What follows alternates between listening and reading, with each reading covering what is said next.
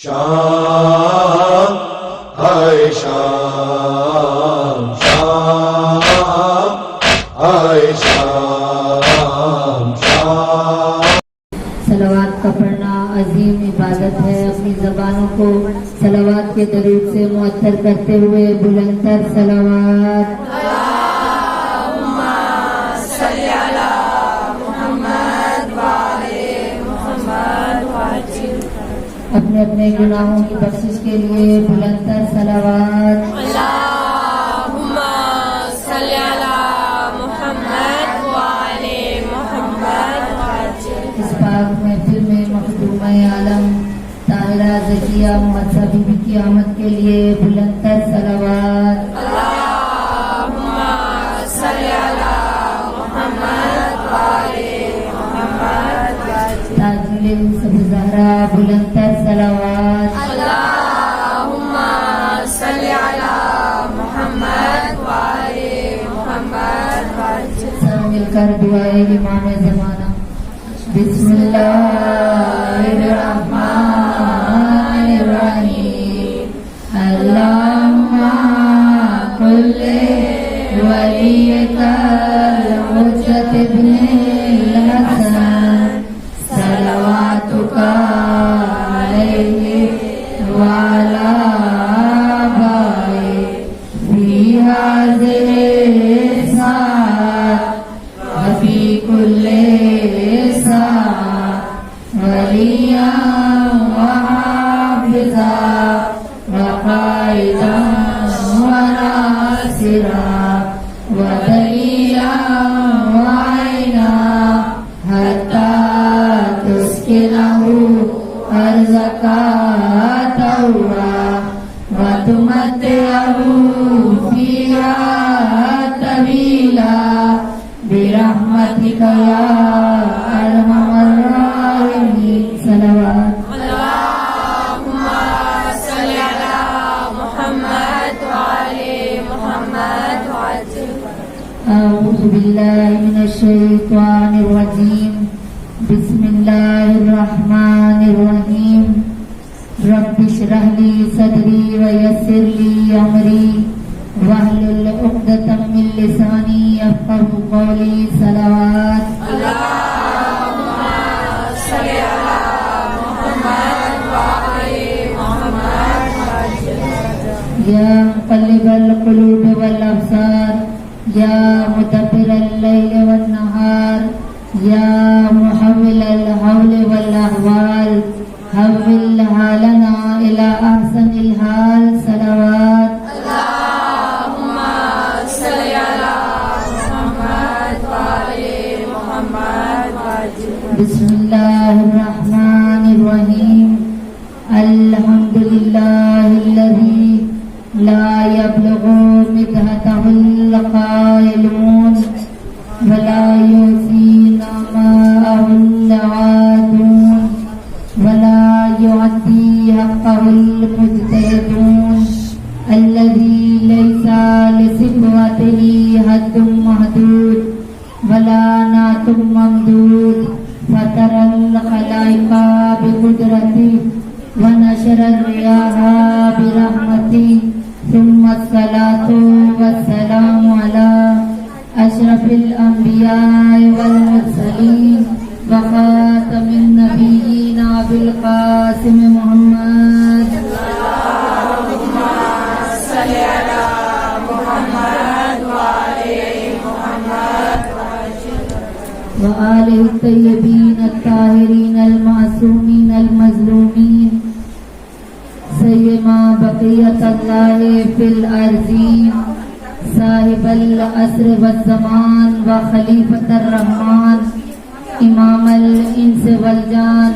اللہم عجل ولیک الفرج. صلوات. اللہم صلی علی محمد وعلی محمد وعجل. اما بعد فقد قال تبارک و تعالی فی کتابہ المجید والفرقانہ الحمید وقولہ الحق وهو أصدق الصادقين. بسم الله الرحمن الرحيم.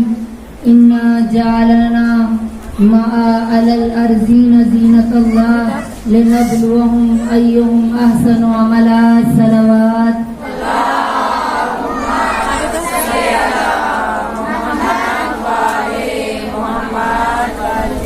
السلام عليك يا أبا عبد الله الحسين وعلى الأرواح التي حلت بفنائك عليكم مني جميعا سلام الله أبدا ما بقيت وبقي الليل والنهار ولا جعله الله آخر العهد مني لزيارتكم.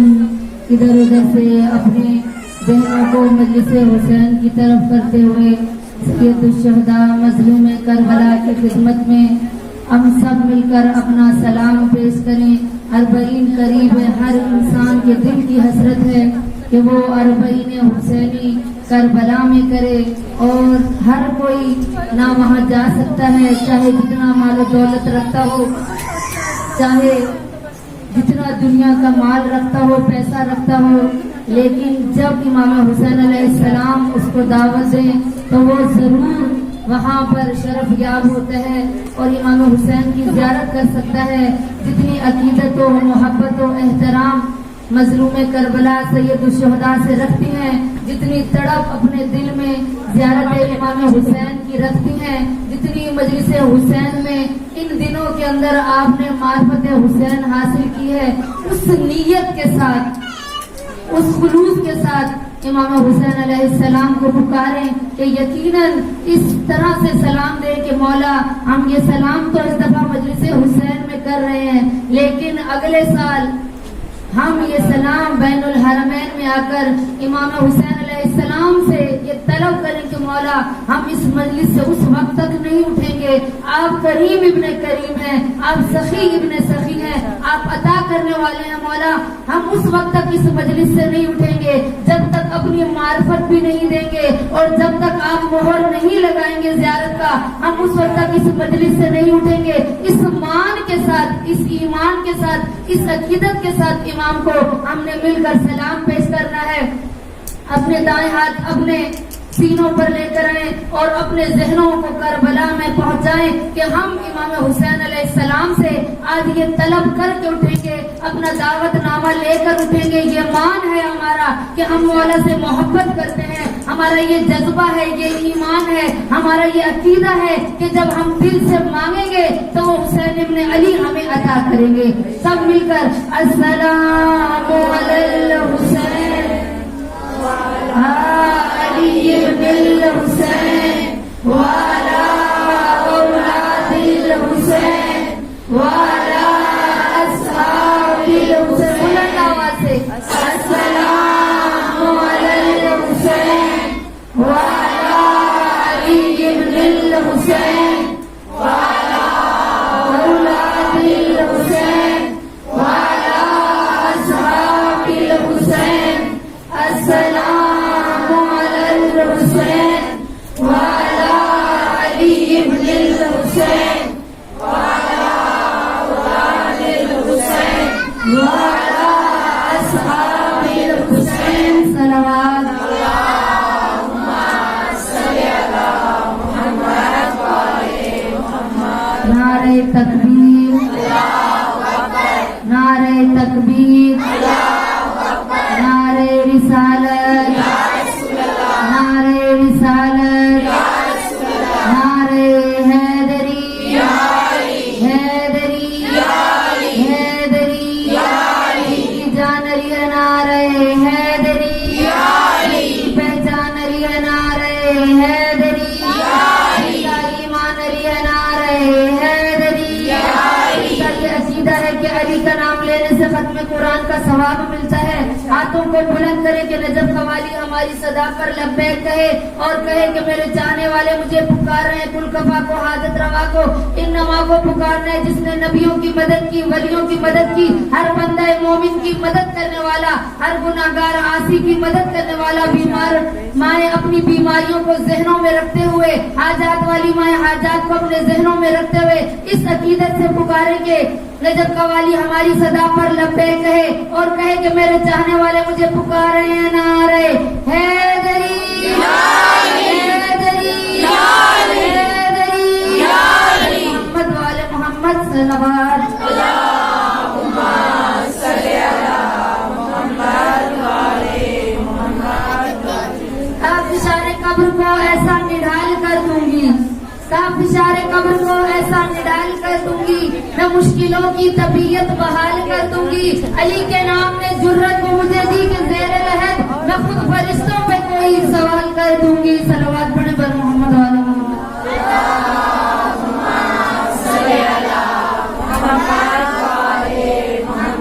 تھوڑا تھوڑا سا آگے ہوتے ہیں بارے دیگر بلندر صلوات۔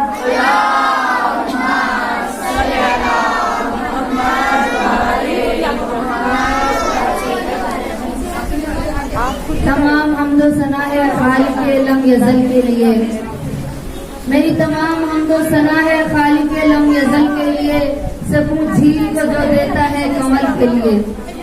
آپ کی توجہ کی تعریف ہوں، میری تمام حمد و ثنا ہے خالق لم یزل کے لیے، سکون جھیل کو جو دیتا ہے کنول کے لیے۔ میں اس کے نام سے کرتی ہوں ابتدائے کلام، میں اس کے نام سے کرتی ہوں ابتدائے کلام، جس کے نام فرشتوں نے سنبھل کے لیے۔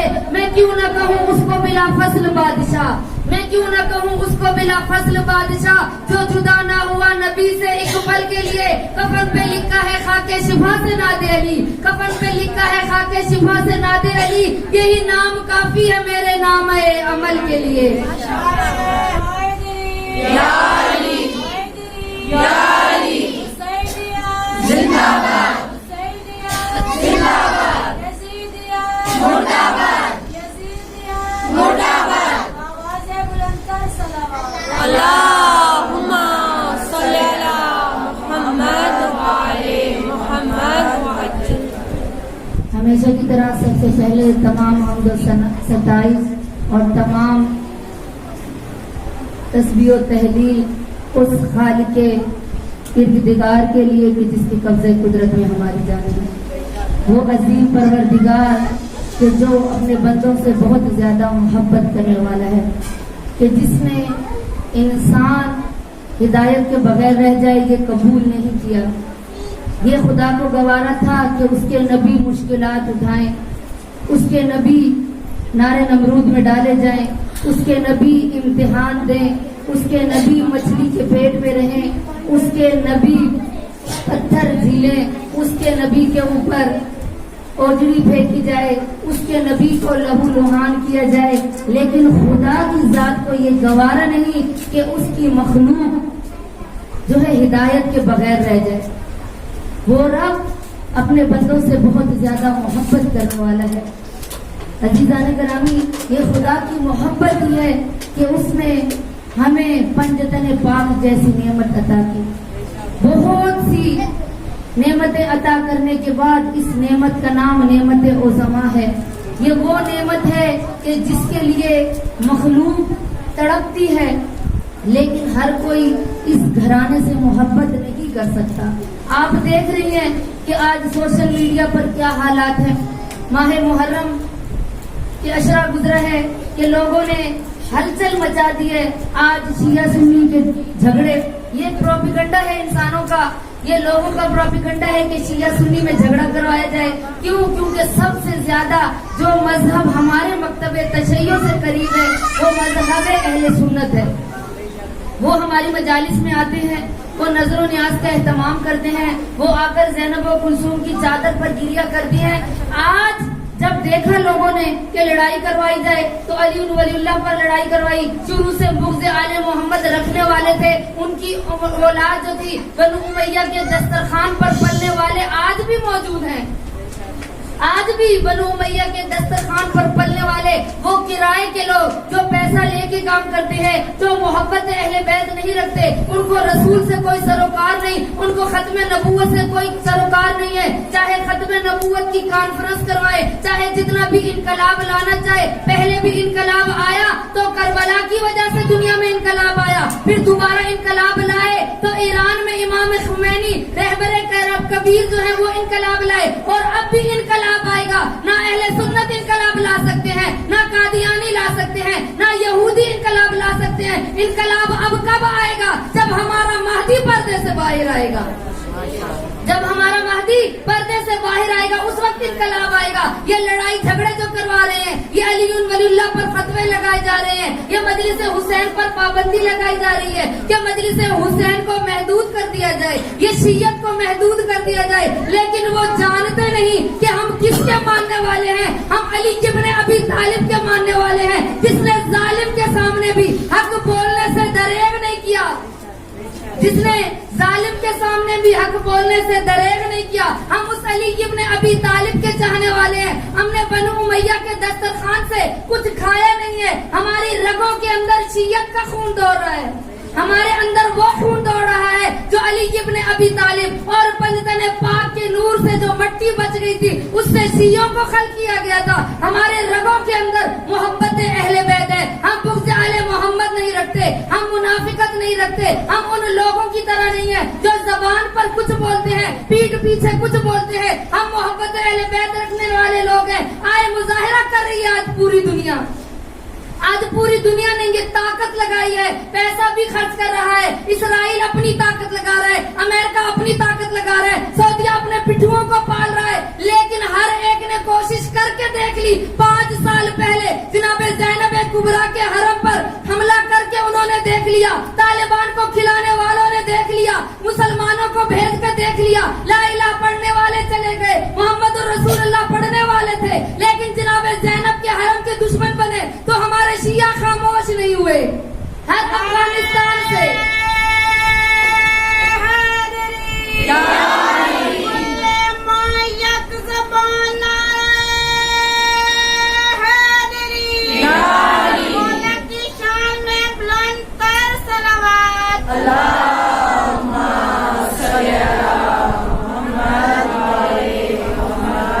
لوگوں نے ہماری طاقت کا مظاہرہ کیا ہے۔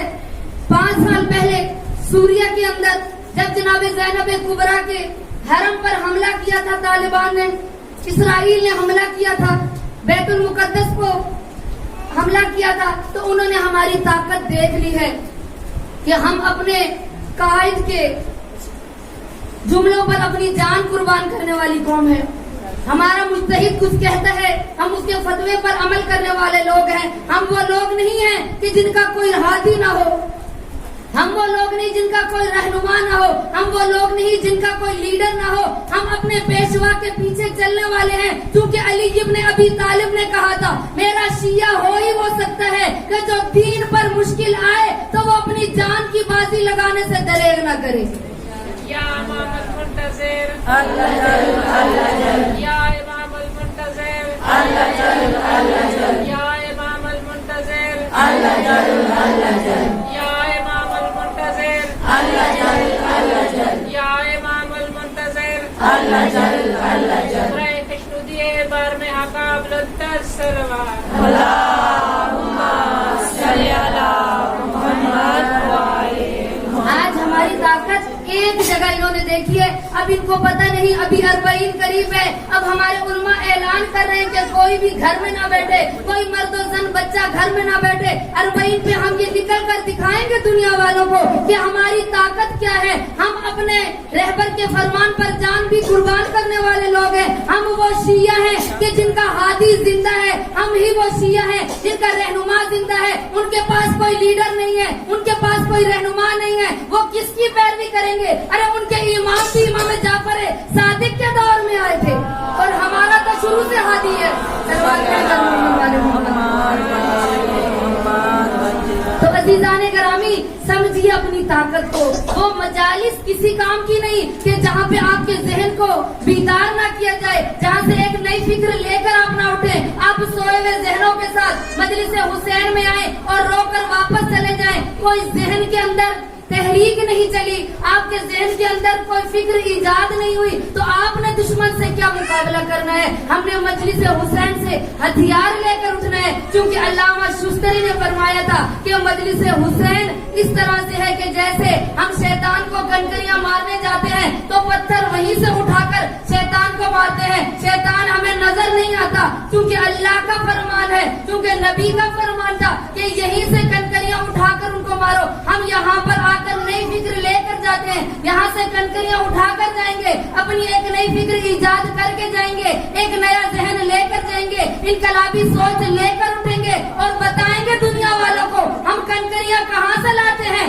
ہم مجلس حسین سے کنکریاں لے کے جاتے ہیں اور ہماری گودوں میں پلنے والے بچے کوئی عام بچے نہیں ہے, یہ سپاہی امام زمانہ ہے. ہم نے ان کو تیار کرنا ہے, یہی وہی ہماری فوج ہے کہ جو آنے والے وقت کا مقابلہ کرے گی.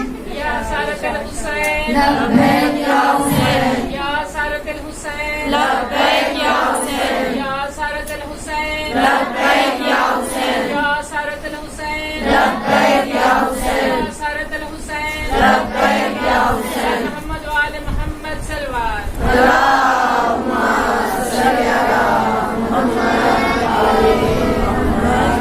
یہ ہماری گودوں میں جو بچے پل رہے ہیں ان کو ہم نے ڈاکٹر انجینئر نہیں خالی بنانا, بلکہ ان کو یہ درس بھی دینا ہے کہ ہم نے ان کو سپاہی امام زمانہ بنانا ہے, اس وقت کے لیے تیار کرنا ہے کہ جس کے لیے جو پروپیگنڈا بنایا جا رہا ہے. آج قادیانی مذہب آگے نکل گیا. کیوں آگے نکل گیا؟ کیونکہ ان کی خواتین نے ترقی کی ہے. آج دیوبندی سب سے زیادہ جو ریسرچ ہوا اس سال, سب سے زیادہ جس مذہب میں ترقی کی گئی, جس کے مدارس زیادہ ایجاد ہو گئے, جن کی خواتین آگے نکل گئی, وہ کون سا مذہب ہے؟ اس پورے سال کا ریسرچ کیا ہے کہ جو سب سے زیادہ مذہب آگے آ گیا وہ دیوبندی مذہب ہے. کیوں آگے آ گیا؟ نہ ان کا امام ہے, نہ ان کا کوئی لیڈر ہے, نہ ان کے پاس کوئی پیشوا ہے, نہ ہی کوئی صحیح تحقیق ہے, پھر بھی وہ کیوں آگے نکل گئے؟ کیوں؟ کیونکہ ان کی خواتین نے تحریک چلائی ہے. ان کی خواتین کے اندر جذبہ بیداری ہے, جو حق پر نہیں ہے ان کے اندر جذبہ بیداری ہے, جن کے پاس دین صحیح پہنچا ہی نہیں ہے, جن کو دین کا صحیح پتہ ہی نہیں ہے. آج وہ لوگ آگے نکل گئے جن کو تبلیغ کے لیے صرف ایک ماہ رمضان ملتا ہے. عزیزان گرامی, ہمیں ماہ رمضان ملتا ہے, ہمیں ماہ رجب ملتا ہے, ہمیں ماہ شعبان ملتا ہے, ہمیں ماہ محرم و صفر ملتا ہے. اتنی بڑی تحریک جناب زینب نے چلائی ہے, لیکن ہم اس طرح خالی ذہن لے کر چلے جائیں گے. آج کیوں وہ مذہب آگے نکل گیا؟ جب ریسرچ کیا گیا, آج سے چند دن پہلے ایک میٹنگ میں جب میں گئی تو وہاں پر تمام علماء موجود تھے اور انہوں نے یہ کہا کہ اس سال کے ریسرچ کے مطابق جو شیعہ علماء نے ریسرچ کیا ہے اس میں دیوبندی مذہب آگے نکل گیا ہے. اور انہوں نے جب علت تلاش کی, وجہ تلاش کی, تو وجہ کیا دیکھی کہ ان کی عورتوں نے تحریک چلائی تھی, ان کے مردوں نے تحریک نہیں چلائی تھی. اسی لیے کہا اگر ایک خاتون پڑھ جائے تو پورے خاندان کو سوار دیتی ہے. اگر وہ خاتون ان پڑھ ہو, جو خود بے حجاب ہو, جو خود بے نمازی ہو, جو خود جھوٹ بولتی ہو, جو بغض آل محمد رکھتی ہو, جو خود نماز نہیں پڑھتی, جو خود روزہ نہیں رکھتی, جو خود قرآن نہیں پڑھتی ہے, اور اب اس نے کہاں سے سیکھنا ہے عزیزان گرامی؟ اس نے کہاں سے ان بچوں کی تربیت کرنی ہے کہ جو ایک سپاہی امام زمانہ بنیں گے؟ آج بچے تو ہم کربلا سے طلب کرتے ہیں, مجلس حسین میں آ کر بچے مانگتے ہیں, اپنی حاجات طلب کرتے ہیں, اولاد مانگتے ہیں, رزق مانگتے ہیں, لیکن کبھی آ کر یہ نہیں کہا کہ یا بار الہ میرے بچے کو بنا دے, انجینئر بنا دے. لیکن کوئی آج تک مجھے بھی یاد نہیں کہ کسی خاتون نے آ کر کہا ہو کہ باجی دعا کریں کہ میرا بیٹا سپاہی امام زمانہ بن جائے. یعنی دنیا کی ہوس میں ہمیں اتنا ڈوب گئے اس دنیا کی ہوس میں. آج امام زمانہ کے سپاہی ہماری گود میں ہیں, ان کے در سے لیے ہوئے بچے ہماری گود میں ہیں, لیکن بچہ اگر شادی پر ڈانس کر رہا ہے تو ماں خوش ہوتی ہے کہ میرے بچے نے ڈانس کیا ہے. اگر بچہ گانا گائے آج ماں خوش ہوتی ہے, لیکن اگر بچہ مجلس حسین میں بیٹھے نا تو ماں کہتی ہے میرا بیٹا مجلس حسین میں بیٹھتا نہیں ہے. تو یاد رکھیں وہ کیوں کیسے بیٹھے گا؟ جس کی ماں گانے پر خوش ہوتی ہو, جس کی ماں گانا سنتی ہو, جس کی ماں بے حجاب ہوگی, جس کی ماں نماز نہیں پڑھتی ہے, وہ کہاں سے سپاہی امام زمانہ تیار کریں گے؟ وہ دیوبندی کیوں آگے نکل گئے؟ کیونکہ ان کی عورتوں نے تحریک چلائی تھی. عزیزان گرامی, ذرا بیدار ہو جائیں. ہمارا مکتب کوئی عام مکتب نہیں ہے, ہمارے پاس قرآن جیسی طاقت ہے, ہمارے پاس اہل بیت جیسی طاقت ہے. تو عزیزان گرامی, یہ دو طاقتیں ہونے کے باوجود ہماری لیڈر جناب فاطمہ الزہرا ہے. ہم اس بی بی کے ماننے والے ہیں کہ جس نے کبھی کسی کے سامنے نہ محرموں کے سامنے نہیں گئی تھی. تو عزیزان گرامی, اس مکتب سے فکر لے کر اٹھیں.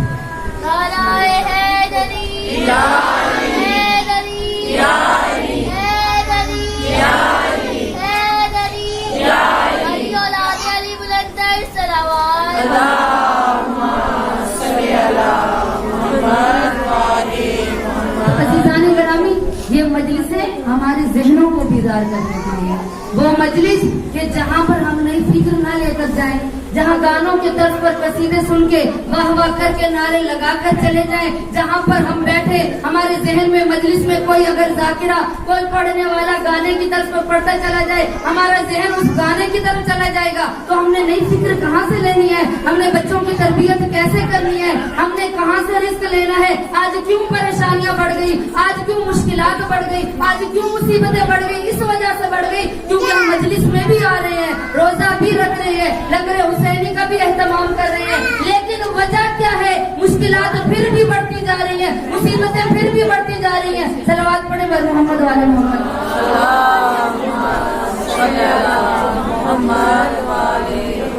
ہمارے دیگر بلندر صلوات.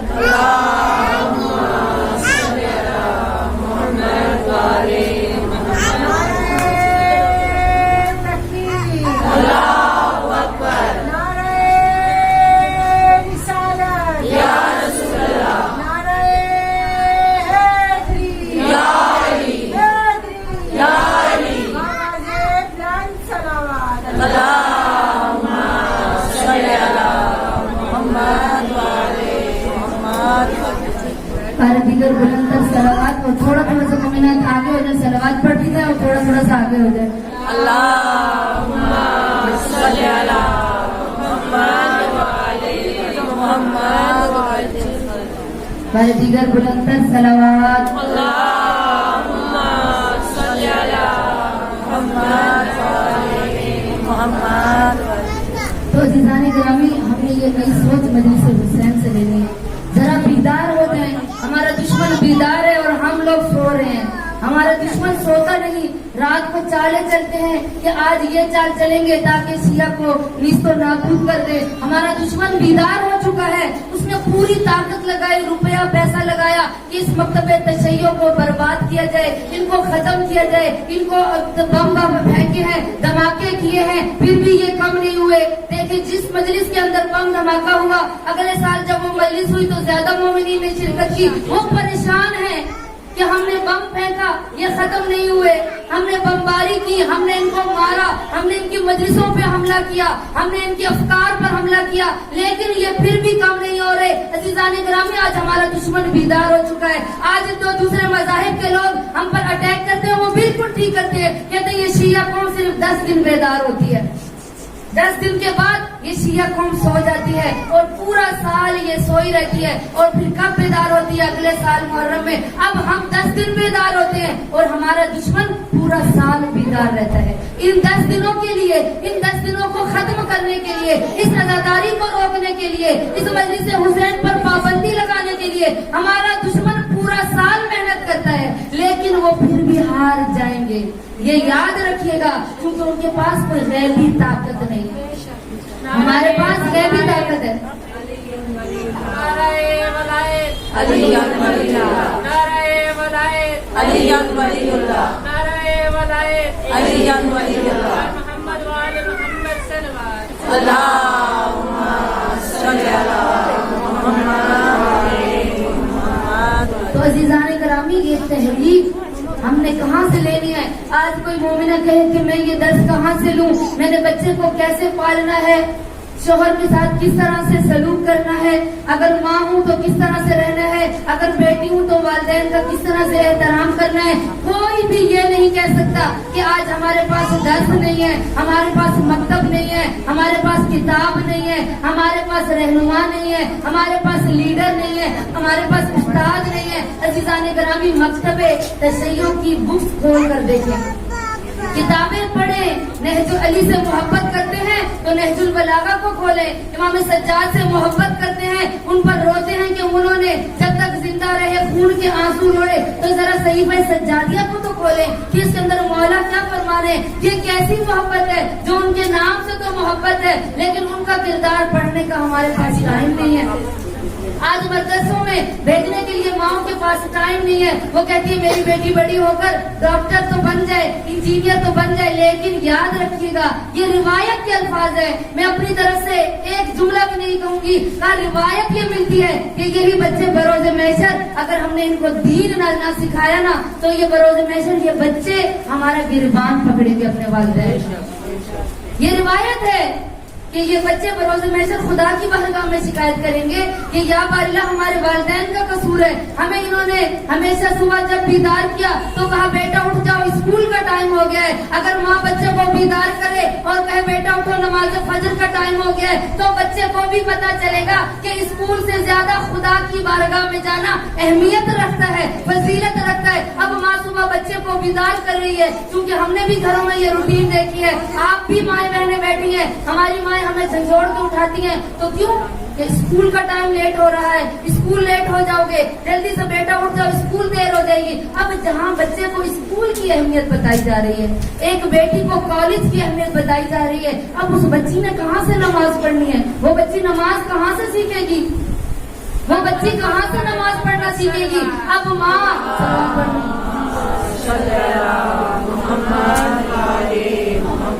حسینیت زندہ باد, حسینیت زندہ باد, حسینیت زندہ باد, یزیدیت مردہ باد, یزیدیت مردہ باد, یزیدیت مردہ باد. اور محمد وآل بیت محمد صلوات. اللہم صلی علی محمد وآل محمد. عزیزان گرامی, چونکہ یہ مکتب اہل بیت ہے, یہ درسگاہ آل محمد ہے, یہاں پر تبلیغی مجالس ہوتی ہیں. یہاں پر صرف یہ نہیں کہ میں فضائل سناؤں اور آپ نعرے لگا کر واہ واہ کر کے چلے جائیں. ہر جگہ پہ آج بانی و مجلس خود کہتے ہیں, چونکہ میں خود مجالس پڑھنے جاتی ہوں تو بانی و مجلس مجھے خود کہتے ہیں کہ آپ صرف فضائل بیان کریں, آپ تبلیغ نہ کریں. ہمارا مجموعہ فضائل اہل بیت کو سننے والا ہے, ہمارا مجموعہ درس نہیں سنتا. آج تبلیغی مجالس کیوں کم ہو گئی؟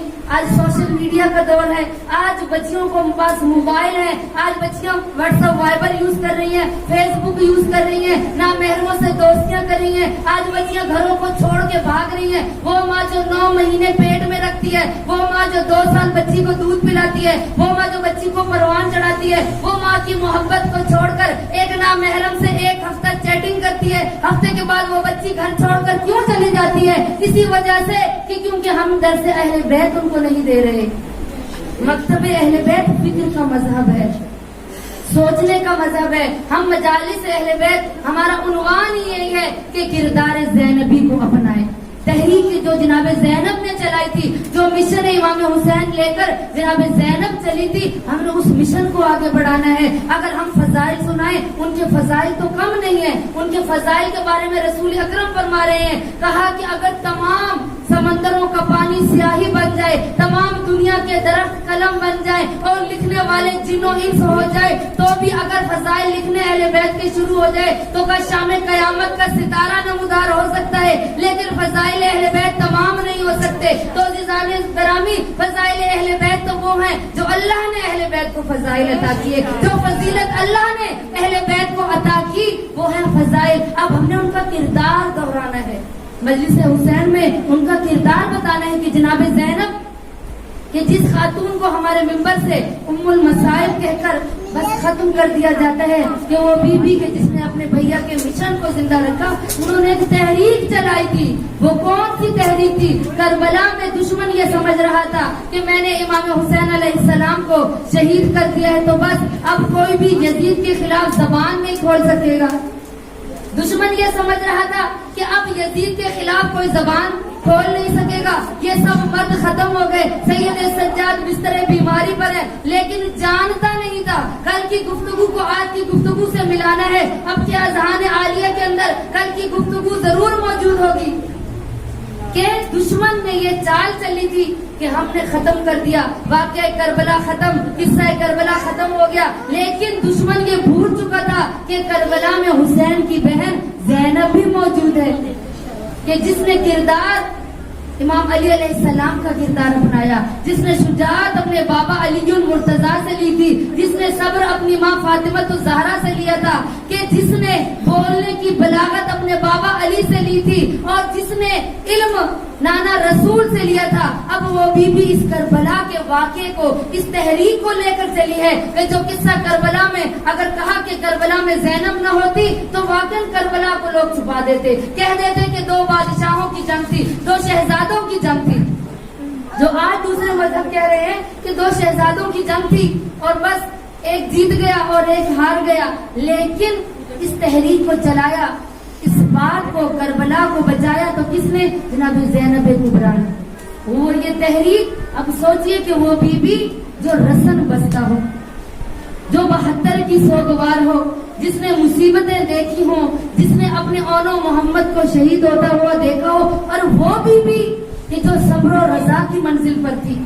آج کسی کے گھر میں ایک جوان بیٹا چلا جائے نا، نہ باپ کو ہوش ہوتا ہے، نہ ماں کا ذہن کام کرتا ہے، نہ خاندان کے لوگوں کے ذہن کام کرتے ہیں۔ لیکن جناب زینب نے سب کو شہید ہوتا ہوا دیکھا، لیکن جب عصر عاشور کے بعد ذمہ داری اس بی بی پر آئی تو اس نے حسین کا ساتھ اس لیے نہیں دیا تھا عزیزان گرامی کہ ان کا صرف بھائی نہیں تھا بلکہ وقت کے امام کا ساتھ دے رہی تھی۔ یہ لوگ اپنے ذہنوں سے بات نکال دیں کہ وہ صرف حسین کی محبت میں اس بی بی نے خطبے دیے تھے، نہیں عزیزان گرامی، چونکہ وقت کے امام کی قربانی کو بچانا تھا بی بی نے، وقت کا امام کا ساتھ دیا۔ کہاں سے سیکھا اس بی بی نے یہ صبر و رضا کی منزل، یہ ایثار کا جذبہ، یہ قربانی دینا کہاں سے سیکھا؟ اپنی ماں فاطمہ الزہرا سے سیکھا کہ ابھی بابا رسول کو گئے کچھ دیر گزری تھی لیکن دروازے پر آئی، لیکن آ کر خطبہ دیا دربار میں۔ اب یہ کہاں سے سیکھا؟ اپنی ماں فاطمہ الزہرا سے سیکھا۔ کہا بی بی نے کہ اگر میں خاموش ہو گئی، چونکہ آپ جانتے ہیں کوفہ کی حالت کیا تھی کہ جب بی بی کو کوفہ داخل کیا گیا، بی بی بازار کوفہ میں ہی تو لوگ جشن منا رہے تھے، عید کا سماں تھا، تو بی بی اس وقت مجبور ہوئی بولنے پر۔ اس سے پہلے نہیں ملتا کہ بی بی نے لوگوں کے لیے خطبہ بیان کیا ہو، لیکن مدینہ سے لے کر کربلا تک بی بی نے کہیں خطبہ دیا ہے کہ جو اپنے خواتین کو دیا، اہل بیت کے بچوں کو دیا، اپنے بھائیوں سے مشورہ کیا، اپنے بھتیجوں سے مشورہ کیا، لیکن یہ خطبہ میری بیوی ان لوگوں کو دے رہی ہے جو محبت حسین کا دعویٰ رکھتے تھے، جو عید کا سماں رکھ رہے تھے، جو جشن منا رہے تھے۔ اس وقت بی بی نے ان کے ضمیروں کو جھنجھوڑا اور بتایا تم لوگ کون ہو؟ تم لوگ وہ ہو جو قاتل بھی ہو، تم وہ لوگ ہو جو ظالم بھی ہو۔ بس تو میں نے 3 طبقات کا ذکر کیا تھا کہ بی بی نے بازار کوفہ میں 3 طبقات کا تعارف کروایا تھا اپنے خطبے میں۔ جو بازار کوفہ میں میری بی بی نے خطبہ دیا آقا زادی نے، وہ کیا تھا؟ سب سے پہلے قاتل کا بتایا کہ تم لوگ قاتل ہو، پھر بتایا کہ تم لوگ ظالم ہو، اور تیسرا طبقہ کہ جو خاموش تھے، کہ جنہوں نے قتل پر خاموشی اختیار کر لی، جنہوں نے ظلم پر خاموشی اختیار کر لی، بی بی نے ان کو جھنجھوڑا اور کہا تم لوگ یہ نہ سمجھو کہ تم نے صرف قتل کر دیا ہے، تم ظالم ہو، بلکہ جو ظالم کا ساتھ دے گا وہ بھی مجرم ہے۔ اب ان 3 طبقوں کا بی بی نے تعارف کروایا، اور میری آقا زادی تعارف کروانے کے بعد کیا فرماتی ہیں کہ میں بتاتی ہوں کہ حسین کو کیوں قتل کیا گیا، حسین ابن علی کو کیوں قتل کیا گیا، کیا اسباب تھے، کیا عوامل تھے کہ حسین ابن علی کا زمانہ دشمن ہو گیا، تو مسلمان کہلاتے تھے۔ اب جانتی ہیں یزید کے لشکر میں سب مسلمان تھے، کوئی کافر نہیں تھا، کوئی ہندو نہیں تھا، کوئی مشرک نہیں تھا، سب نماز پڑھنے والے تھے۔ حتیٰ کہ تاریخ کربلا اٹھا کر دیکھے، حسین کو قتل کرنے والے حافظان قرآن تھے کہ ان کے جبینوں کے اوپر سجدوں کے نشان تھے، وہ نماز پڑھتے تھے، سجدہ کرتے تھے، روزہ رکھتے تھے۔ وجہ کیا تھی کہ حسین ابن علی کے دشمن ہو گئے؟ کیوں؟ چونکہ ان کے اندر حرام غذائیں جا چکی تھی، حلال حرام کی تمیز ختم ہو گئی تھی، اور اپنے وقت کے امام کو پہچاننے سے انکار کر دیا۔ ایک امام ہو اور وہ اتمام حجت کر رہا ہو، لیکن لوگ ان کو مدد کے لیے نہیں آ رہے، لوگوں نے ان کو چھوڑ دیا۔ کیوں؟ چونکہ ان کے اندر حرام غذا جا چکی تھی۔ اور یہی مولا حسین نے اپنے آخری خطبے میں ان کو مخاطب کر کے کہا تھا کہ تم لوگوں کا قصور نہیں ہے کہ میں تمام حجت کر رہا ہوں، تم میرا ساتھ نہیں دے رہے، تمہارا قصور نہیں ہے، چونکہ تمہارے اندر، تمہارے شکموں کے اندر حرام غذا جا چکی ہے، تم حلال سے دور ہو گئے ہو، اور وہ وقت امام کی معرفت نہیں رکھتے تھے، اسی لیے وقت امام کے دشمن ہو گئے۔ اور جناب زینب نے بازار کوفہ میں ان لوگوں کو جھنجھوڑا اور کہا ایک گھرانہ تو قاتل بن گیا، ایک گھرانہ تو ظالم بن گیا، لیکن تیسرا گھرانہ جو تم خاموش ہو کہ تم یزید ظلم کر رہا ہے، تم خاموش ہو، تمہارے سامنے حسین ابن علی حل من ناصر ینصرنا کہتا ہوا چلا گیا، وہ تم سے امید رکھتے تھے۔ اس لیے میرے مولا نے کسی شامی کو خط نہیں لکھا عزیزان گرامی، جتنے بھی میرے مولا نے خط لکھے کوئی یمن میں رہتا تھا، کوئی بصرہ میں رہتا تھا، کوئی کوفہ میں رہتا تھا، زیادہ خطوط جو میرے مولا نے دعوت نامے بھیجے اپنی نصرت کے لیے وہ کوفہ والوں کو تھے۔ کیوں؟ کیونکہ کوفہ والے حسین ابن علی سے محبت کا دعویٰ کرتے تھے۔ کسی شامی کو مولا نے خط نہیں لکھا تھا، کیونکہ شامی تو پہلے ہی بغض آل محمد میں مارے ہوئے لوگ تھے جو بغض آل محمد رکھتے تھے۔ اب میرے مولا نے ان کو خط لکھا تھا، ان کو بلایا تھا، ان سے امید رکھتے تھے کہ تم نے مجھے پہلے دعوت دے کر بلایا ہے، میں تمہیں اپنی نصرت کے لیے بلا رہا ہوں۔ اور بی بی نے خطبے میں ان لوگوں کو مخاطب کیا، کہا تم لوگ ہی وہ لوگ تھے کہ جنہوں نے میرے بھیا حسین کو دعوت دی تھی، تم ہی وہ لوگ ہو جو محبت حسین کا دعویٰ رکھتے تھے، کہاں گئے تمہارے دعوے؟ جب بی بی نے ان کو جھنجھوڑا تو تمام کہا پورے بازار کوفہ میں جہاں عید کا سما تھا، جہاں طبل بجائے جا رہے تھے، جہاں ڈھول بجائے جا رہے تھے، جہاں لوگ اپنے زیور سے آراستہ ہو کر خواتین آئی تھی، جب بیوی نے یہ خطبہ دیا ان کے ضمیروں کو جھنجھوڑا، اس چہرے کو بے نقاب کیا میری آقا زادی نے کہ جو خاموش طبقہ تھا، جو ظلم کو دیکھ رہے تھے خاموش تھے، لیکن صرف بی بی نے ان کو مخاطب نہیں کیا۔ میری آقا زادی نے کیا کہا بعد حمد ثنائے پروردگار اور محمد و آل محمد پر درود بھیجنے کے بعد وہ بی بی ذرا تصور کریں جو رسن بستا ہے، 72 کی سوگوار ہے، سر پر چادر نہیں ہے۔ میری آقا زادی نے خطبہ شروع کیا اور خطبے میں کہا یا اہل کوفہ اسکت، کہا اہل کوفہ خاموش ہو جاؤ۔ کہا کہ جو گہما گہمی تھی، جو آپس میں چہمگوئیاں کر رہے تھے، جو آپس میں باتیں کر رہے تھے، جو ادھر ادھر کی باتیں کر رہے تھے، کہا سب خاموش ہو گئے۔ میری بیوی نے سب کو پہلے خاموش کروایا۔ خاموش کروانے کے بعد میری آقا زادی خطبہ دیتی اور خطبہ دینے میں کیا کہتی ہیں کہ یا اہل الغدر والخسل، کہا تم لوگ وہی منافق لوگ ہو کہ جو دو چہرے رکھنے والے ہو، جو سامنے کچھ اور ہو اور پیٹھ پیچھے کچھ اور ہو، تم منافق لوگ ہو، تم دھوکہ دینے والے لوگ ہو۔ عزیزان گرامی ذرا سوچئے کیا ہم بھی ایسے لوگ تو نہیں کہ جو اہل بیت کو دھوکہ دے رہے ہوں، جو سامنے تو اہل بیت سے محبت کرتے ہوں لیکن جب دین پر وقت آ جائے تو ہم لوگ دین سے پیچھے نہ ہٹ جائیں۔ یہ میری بیوی نے صرف اہل کوفہ کے لیے نہیں بنایا، فرمان ان کے لیے نہیں سنایا تھا، بلکہ ہم لوگوں کے لیے بھی ہے۔ اہل کوفہ سے مراد وہ اہل کوفہ صرف شہر کوفہ نہیں ہے عزیزان گرامی، بلکہ آج کے دور بھی یہ لوگ بھی ہیں، بلکہ شام قیامت تک آنے والے دور کے لیے میری آقا زادی نے خطبہ دیا۔ دیکھیں کیا ہم بھی تو اہل کوفہ کی طرح نہیں؟ پھر جب وہ منہ چھپا کر رونے لگے نا عزیزان گرامی، تو میری آقا زادی نے علی کی علی بیٹی نے گفتگو کرنا شروع کر دی اور کہا کہ منہ چھپا کر روتے کیوں ہو؟ قیامت تک روتے رہو گے لیکن تمہارا رونا کوئی فائدہ نہیں دیتا۔ میرے بھیا حسین بڑی امید کے ساتھ تم لوگوں کو خط لکھا تھا، میرے بھیا حسین کو تم سے امیدیں تھی، لیکن تم نے امام حسین علیہ السلام کی امیدوں کو پارا پارا کر دیا۔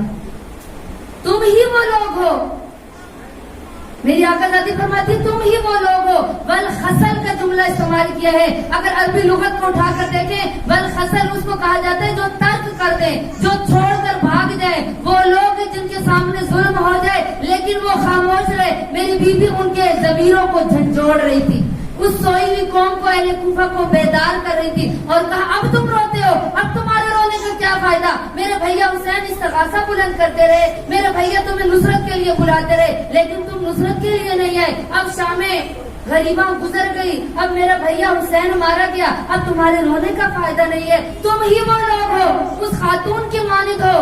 کہا انما مثلکم، کہا تمہاری مثال اس خاتون کی طرح ہے کہ جو صبح ہوتی ہے اور وہ چرخہ ہاتھ میں لے کر سود کاٹتی ہے، شام تک سود کاٹتی ہے اور جب شام ہوتی ہے اس سود کو تار تار کر دیتی ہے، یعنی اپنی محنت کو رائیگاں کر دیتی ہے۔ کہا تمہارے رونے کا فائدہ نہیں، تم اس خاتون کی طرح ہو کہ جو محبت حسین کا دعویٰ رکھتے تھے، جو حسین سے محبت کا دعویٰ کرتے تھے، تمہاری مثال اس خاتون کی ہے۔ اب تمہارا رونا کوئی فائدہ نہیں رکھتا۔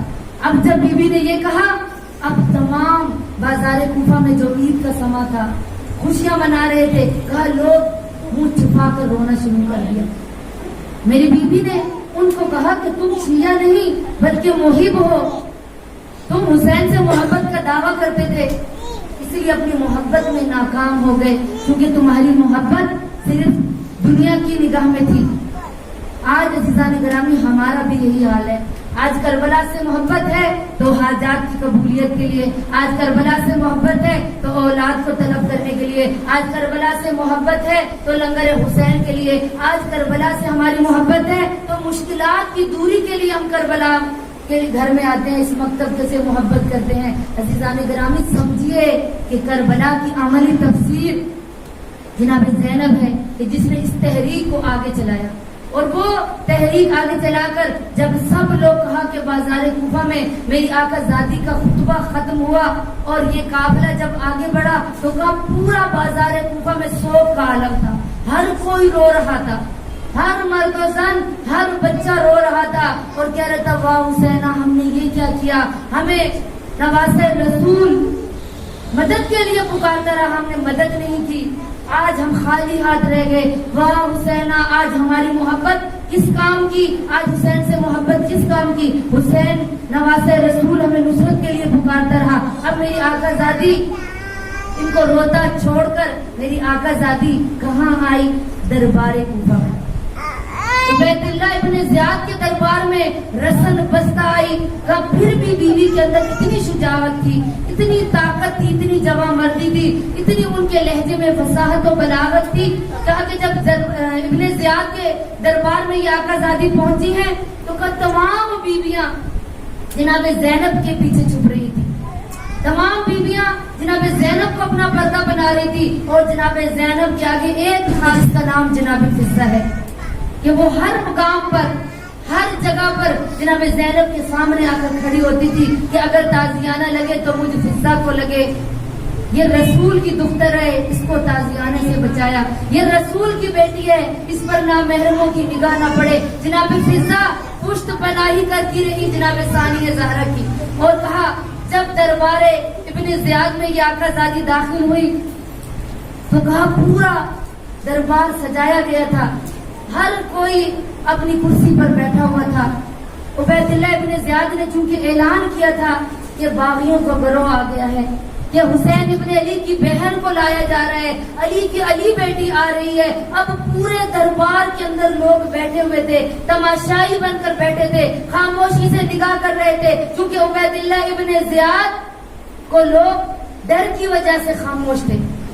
اب میری آقا زادی جب عبید اللہ ابن زیاد کے دربار میں آتی ہیں تو عبید اللہ ابن زیاد کہتا ہے کہ دیکھا کہ تیرے بھیا حسین کو اللہ نے مار دیا، اب ادھر بی بی کا امتحان شروع ہو گیا کہ یہ کتنی خدا سے محبت کرتی ہے، کہ دیکھا جانتا تھا کہ حسین سے محبت کرتی ہے زینب کبریٰ، کہ دیکھا پر وہ تمہارے رب نے تمہارے بھیا حسین کو مار دیا، تو جب سلام کیا بی بی خاموش رہی، اس کے سلام کو جواب نہیں دیا، لیکن جب یہ لفظ اس لعین نے اپنے زبان پر جاری کیے تو میری آقا زادی فرماتی ہیں خاموش ہو جا، مار آئی تو اللہ جمیلہ، کہ میں نے حسن و جمال کے علاوہ کچھ ابھی تک دیکھا ہی نہیں ہے، ابھی تک تو مجھے کچھ نظر ہی نہیں آیا۔ اب یہ ہے توحید سے محبت، یہ ہے خدا سے محبت کا دعویٰ کرنے والی۔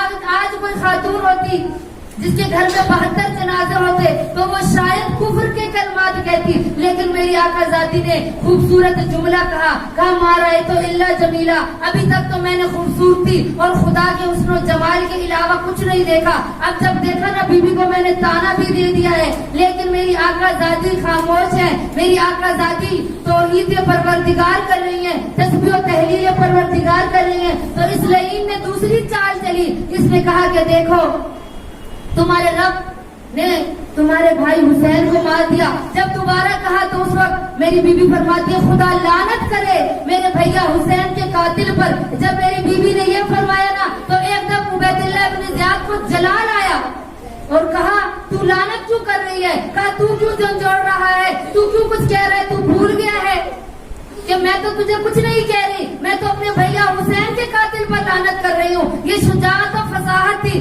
عزیزان کرامی، کوئی بھی دشمن کے سامنے اس قدر زبان نہیں کھول سکتا، لیکن یہ شجاعت میری آقا زادی نے علی ابن ابی طالب سے لی تھی۔ یہ پورا خطبہ ہی میری بیوی کے خصائص سے زینبیہ کتاب ہے، علامہ شستری نے یہ پورا خطبہ بیوی کے فضائل میں لکھا ہے کہ کوئی خاتون دشمن کے سامنے اس طرح سے کلام نہیں کر سکتی۔ ذرا اٹھا کر دیکھیں نبیوں کے قصے کہ جب اللہ تعالیٰ نے ابراہیم کو نمرود کے دربار میں بھیجا تھا تو ابراہیم نے فرمایا تھا کہ مجھے کوئی معجزہ عطا فرما، میں نمرود کے دربار میں خالی ہاتھ نہیں جاؤں گا، نمرود ظالم بادشاہ ہے۔ میں ابراہیم گھبرا گئے اللہ کے نبی، کہا مجھے کوئی معجزہ عطا کر۔ اور ادھر جناب موسیٰ کو جب اللہ نے حکم دیا تھا، واجب تھا جناب موسیٰ پر، اللہ کا حکم ماننا واجب تھا، لیکن جب کہا کہ جاؤ فرعون کے دربار میں اور جا کر اسے کہو کہ لا الہ الا اللہ پڑھے، مسلمان ہو جائے، تو جناب موسیٰ نے کہا یا بار الہ، تو جانتا ہے فرعون ظالم ہے، تو جانتا ہے وہ جابر بادشاہ ہے، اس نے اپنی زوجہ کو معاف نہیں کیا تو وہ مجھے کیسا چھوڑے گا؟ جناب موسیٰ نے کہا یا بار الہ، تیرا حکم ہے، واجب ہے مجھ پر عمل کرنا، لیکن مجھے کوئی معجزہ عطا فرما۔ تو اللہ نے دو معجزے دی تھی، ایک جناب ہارون ان کو ان کا بھائی عطا کیا تھا اور دوسرا ید بیضا عطا کی تھی۔ یعنی ایک نبی جو اللہ کی بارگاہ سے واجب کا حکم ماننا، جب جا رہے تھے ظالم کے دربار میں تو کہا ہمیں کوئی معجزہ دے، ہم خالی ہاتھ نہیں جائیں گے، لیکن ادھر ایک مستور ہے، ایک خاتون ہے اور وہ ظالم کے دربار میں کھڑی ہو کر، یہ شجاعت ہے میری آقازادی کی، یہ میری بیوی کی ہمت ہے، یہ فصاحت و بلاغت ہے ان کے کلام میں کہ انہوں نے کہا کہ لعنت بھیجتی ہوں میں اپنے بھیا حسین کے قاتل پر۔ جب میری آقازادی نے یہ کہا تو وہ جلال میں آ گیا، غصے میں آ گیا، کہا تیری یہ جرت ہے، قصر بھی میرا ہو، چاروں طرف سپاہی بھی میرے ہوں، تجھے تیرے بھائی کو مارنے والے بھی یہاں پر موجود ہوں، تیرے 72 چلے گئے ہیں، تیرے اندر اتنی جرت کہاں سے آ گئی؟ اب میری آقازادی نے جب کلام کرنا شروع کیا تو کہا وہاں پر ایک صحابی رسول عبید اللہ ابن مفعول بیٹھے ہوئے تھے، یہ جو ایک نابینا صحابی تھے، کہاں وہ بیٹھے ہوئے تھے، نظر کچھ نہیں آتا تھا، لیکن جیسے ہی کانوں کے اوپر ان کی سماعتوں پر یہ جملے پڑے تو فوراً اٹھ کر دیکھنے لگا۔ لوگوں نے کہا کیا ہوا، کیوں اپنی جگہ سے کرسی سے اٹھتا ہے؟ کہا 20 سال بعد علی ابن ابی طالب کوفہ میں کیسے آ گئے؟ ارے علی ابن ابی طالب تو محراب مسجد میں شہید کر دیے گئے، یہ 20 سال بعد علی کہاں سے دوبارہ زندہ ہو گئے؟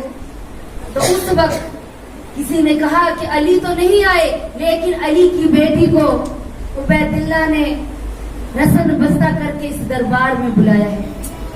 وہ کھڑا ہوا، آخر عبید اللہ بن زیاد سے کہنے لگا کیا تجھے شرم نہیں آتی کہ تو رسول کی نواسیوں کو دربار میں لے آیا ہے؟ تجھے شرم نہیں آتی؟ تو کیسا مسلمان ہے؟ انعام کی لالچ میں، یزید سے انعام کا لالچ ہے کہ وہ مجھے گورنر بنائے گا، اس لالچ نے مجھے حسین کے قتل پر مجبور کر دیا ہے۔ ادھر عبداللہ ابن مفعول کہ جو نابینا صحابی تھے، اس نے کہا میں یہ برداشت نہیں کر سکتا کہ رسول کی نواسیوں کو قید کر کے لایا جائے اور میں زندہ ہوں۔ کہ جیسے ہی وہ آگے بڑھا تو فوراً ابن زیاد نے اشارہ کیا سپاہی کو، کہا کہ اس کا سر قلم سے جدا کر دیا جائے، اور ان کو وہاں سے کسی نے کہا یہ نابینا صحابی ہے، اس انسان سے تو نے کیا بدلہ لینا ہے، ان کو گھر واپس بھیج دے۔ تو عزیزان گرامی، یہ جرت میری آقا ذاتی کو کہاں سے ملی تھی؟ علی ابن ابی طالب سے، کہ جو قصر ظالم کے قصر میں کھڑی ہو کر بادشاہ جابر کے سامنے میری آقا ذاتی نے کلام کیا اور لعنت ڈالی اپنے بھائی کے دشمنوں پر، اپنے بھائی کے قاتلوں پر، جو میری آقا ذاتی نے لعنت ڈالی۔ اور یہ قافلہ کہ جب عبید اللہ ابن زیاد کے دربار میں میری آقا ذاتی نے اپنا شجرہ نسب بیان کیا، ہر کوئی بیوی کو جانتا نہیں تھا، ہر کوئی نہیں جانتا تھا کہ ان کا شجرہ نسب کیا ہے، ان کا خاندان کون ہے۔ میری آقا ذاتی نے حسین ابن علی کا تعارف کروایا۔ اب جب میری آقا ذاتی تعارف کروا گئی تو پورے دربار کا رخ تبدیل ہو گیا، رنگ تبدیل ہو گیا، ہر کوئی اپنی کرسی پر بیٹھ کر رونا شروع ہو گیا اور کہنے لگا کہ یہ بیوی جو رسن بستہ بھی ہے، یہ بیوی جو سوگوار بھی ہے، کہ وہ بیوی جس کے سر سے چادر بھی لے لی ہے، لیکن اس کی اتنی جرت ہے۔ تو کہا ابن زیاد نے کہا کہ اس کی باتوں کو نہ سنو، کہ یہ اپنے بابا کی طرح قافیہ کرتی ہے، یہ اپنے نانا رسول کی طرح شاعری کرتی ہے، اس کی باتوں پر دھیان نہ دو، لیکن लोगों ने उबैदिल्लाह इब्न ज़ियाद को खामोश करवाया, कहा तू कसूरवार है, अब तू खामोश हो जा। इस बीबी के लहजे में वो कड़क है, इस बीबी के लहजे के अंदर वो शुजाअत देख रहे हैं, हम वो सब्र देख रहे हैं, वो हिम्मत देख रहे हैं कि जो किसी भी खातून में नहीं होती, किसी भी मर्द में इतनी जुर्रत नहीं होती। ये बीबी बिल्कुल सच्ची है और ये सच्चों का साथ देने वाली है।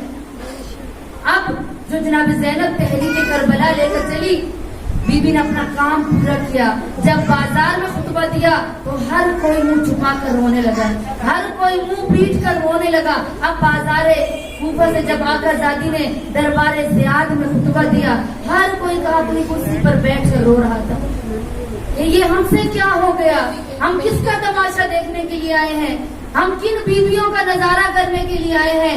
और आकाज़ादी ने खुतबा दिया, अब देखा कि सब रोना शुरू हो गए हैं। बीबी ने जो तहरीक चलाई थी, देखा कि मैं उस तहरीक में कामयाब हो गई। अब इब्ने ज़ियाद ने जो अपने दरबार का रंग तब्दील होता हुआ देखा तो फौरन अपने सिपाहियों को इशारा किया, कहा इनको जल्दी से शाम पहुंचाया जाए, और अपने सिपाहियों को तैयार किया। शिमर अपने हाथ में इमाम हुसैन अलैहिस्सलाम के सर का नेजा लिए हुए इनाम की लालच में, हर कोई इनाम की लालच में था कि कब हमें इनाम मिलेगा कि जो हुसैन को कत्ल करने वाले थे, जो अली अकबर के कातिल थे, जो मोहम्मद के कातिल थे, जो अब्बास के कातिल थे। अब सब इनाम की लालच में उबैदिल्लाह इब्न ज़ियाद के दरबार से इस आले मोहम्मद को असीर कर कर ये काफिला का जब शाम जाने लगा।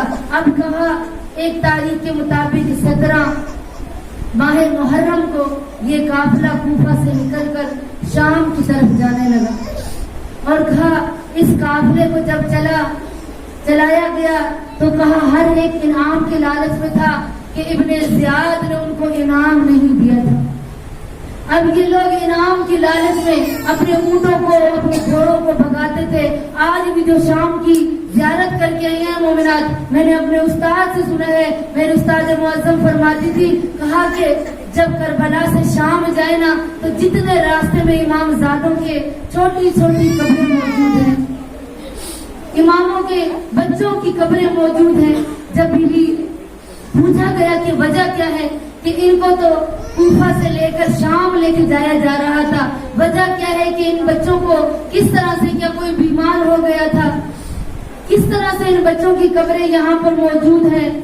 तो तारीख ने बताया कि जब ये इनाम की लालच में घोड़ों को चाबक मारते थे, ऊँटों को दौड़ाते थे, तो वो नन्हे नन्हे बच्चे जो अपनी माओ की गोदों में थे, का वो बच्चे जमीन पर गिरते थे।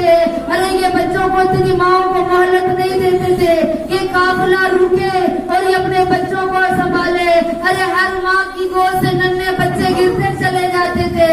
अरे आले मोहम्मद का सादात का काफिला, ये सैयदजादे कूफा से शाम तक छोटे छोटे बच्चों की कब्रें, अरे ये बच्चे जब गिरते थे तो माएँ कहती थी, ओ अल्लाह के हवाले हमें इतनी फुर्सत नहीं है, ओ हमारे हाथ कहती है, हम रसन बस्ता बीबियां हैं, ओ बेपनाह मामलों को जब दौड़ाया जाता और सैयदों के बच्चे जमीन पर गिर जाते थे। इसलिए करबला से लेकर शाम तक और सैयदों के छोटे छोटे बच्चे और उन बच्चों की कब्रें आज भी मौजूद हैं। अरे कहा कि जब एक वजह ऐसी आई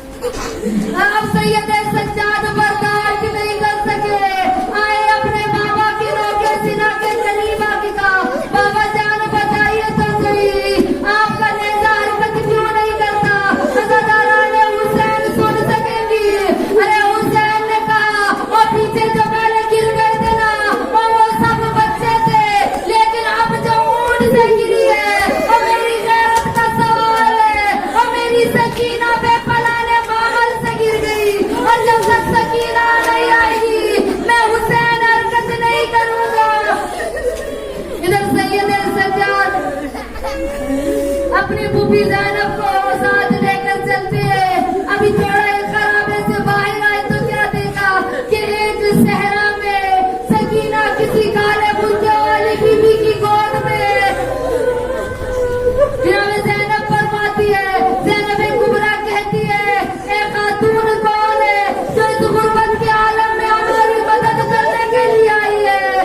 ارے جب ثانیہ زہرا نے یہ کہا تو فاطمہ الزہرا نے اپنے چہرے سے نقاب ہٹایا اور کہا پہچان زینب، اور میں تیری ماں فاطمہ الزہرا اور جب تک بچی کو چھوڑ کے آئی۔